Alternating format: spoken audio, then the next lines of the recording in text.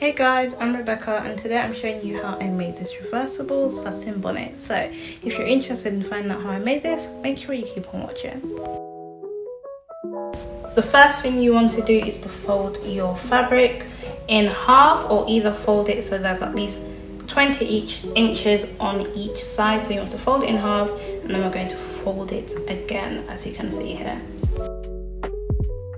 The next thing you want to do is grab a tape measure and from the folded corner just mark down 14 inches and just do that all the way around, so kind of like we're creating a quarter of a circle.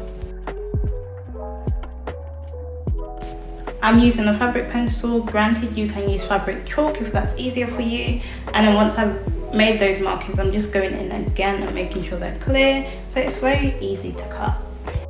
Then I'm just going to go in with my scissors and cut out the circle, and I'm cutting all the sections that are folded, so I'm just cutting through and cutting out that circle.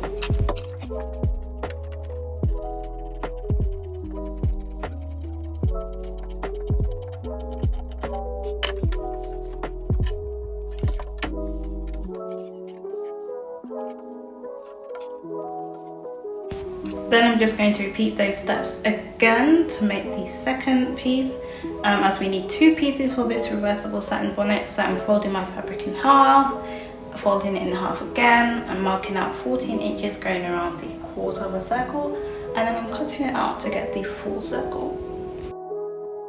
The next thing we want to do is pin around, or pin those two circles together. So we're putting them together front side, or the silky side facing, and then I prefer using that fabric clip. So if you don't have that, use that quite small pin, because we don't want to damage the satin or silk fabric. And we're just pinning all the way around the circle because that's what we're going to stitch first. Key thing to remember when you are sewing this circle on your sewing machine, make sure you leave at least a 1 inch gap unsewn, because we need to flip this inside out.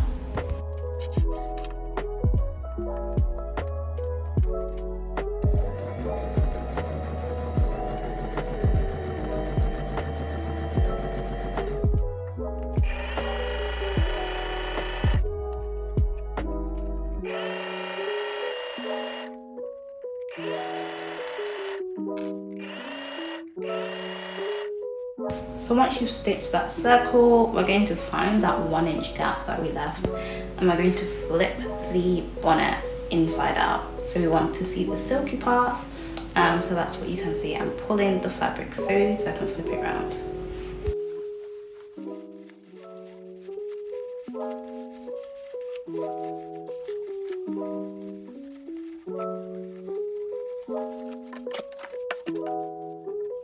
So once you've flipped it round, I'm going to go in with my iron to press the seams flat. This will make the next step so much easier. So as much as sometimes it can be so boring ironing and pressing your seams, make sure you do it if you want your bonnet to come out neat.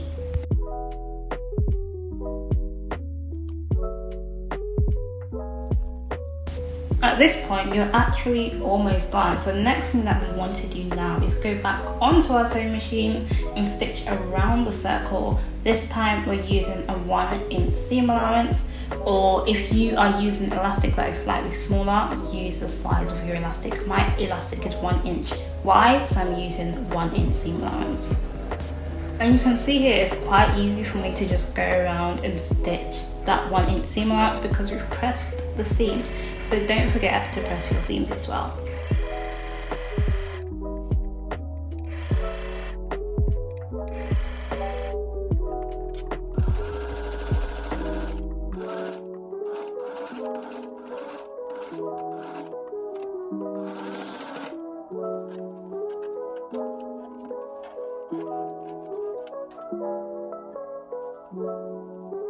To find the length of the elastic, I literally just wrapped it around my head and cut it where it connected. Then I grabbed my safety pin, pinned that to the elastic, and I'm going to use that to thread it through that 1 inch gap that we left until the other side of the elastic comes all the way around, and then we can join it together.